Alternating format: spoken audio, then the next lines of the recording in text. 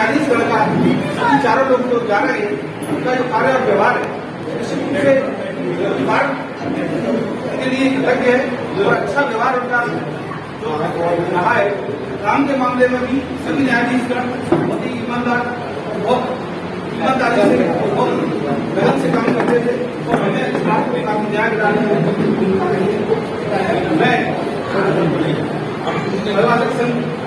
सौरगढ़ के माननीय अध्यक्ष चालकी से अनुरोध करूंगा जो माननीय न्यायाधीश का सभी का माल्यार्पण कर स्वागत।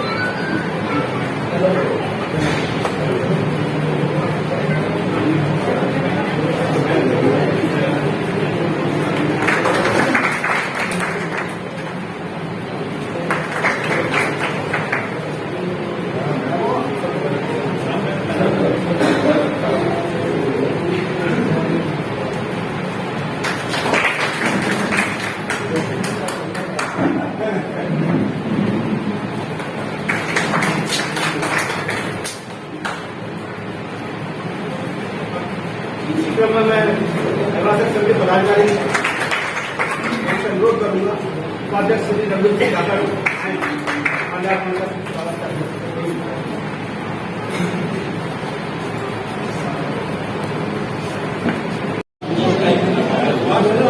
जयप्रकाश शर्मा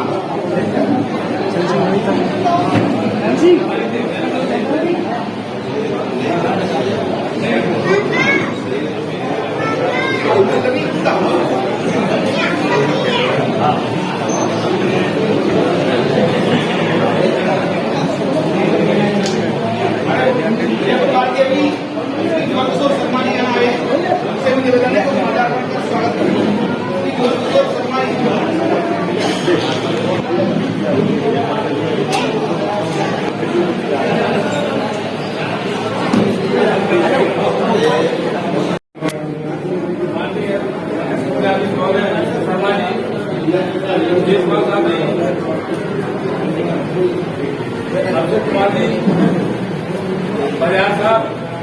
सोनी साहब, मैडम जी और मैडम तिवारी जी, बार के अध्यक्ष महोदय, सचिव, बार के सभी पदाधिकारीगण, मेरे वरिष्ठ सीनियर अभिभाषक महोदय और मेरे साथियों, पिछली अप्रैल में 3 वर्ष पहले चारों न्यायाधीशों का श्रवण न्यायालय में स्थानांतरण होकर आए थे। इससे पहले के पीठासीन अधिकारी का स्थानांतरण अन्य जगह होता है। ये प्रक्रिया है, न्याय प्रक्रिया न्याय प्रक्रिया स्थानांतरण 3 वर्ष के पूर्व अधिकतम होता है। बीच में किसी घटनाक्रम में जो होता है वो एक अपवाद होता है, लेकिन वो अपवाद की श्रेणी के तहत नहीं है, वो एक स्थानांतरण की श्रेणी के तहत सभी का स्थानांतरण हुआ है। सबसे बड़ी दूसरी बात हमारे लिए ये है कि इस 3 साल के दौरान बार और बेंच के बीच वो तनाव, वो माहौल जो पूर्व में कभी हमारा सवर्ण का हाईकोर्ट तक कुछ बदनामी अनावश्यक की गई थी, वो पिछले दिनकर साहब से लेकर अभी 5 कार्यकाल हो गए हैं लोगों के, कोई इस तरह का माहौल नहीं है। बल्कि हम उच्च न्यायालय तक के न्यायमूर्तिगण कहते हैं कि अब सवर्ण की बात अच्छी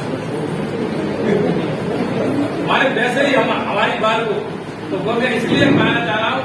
इस दौरान भी न्यायाधीशगणों ने महसूस किया होगा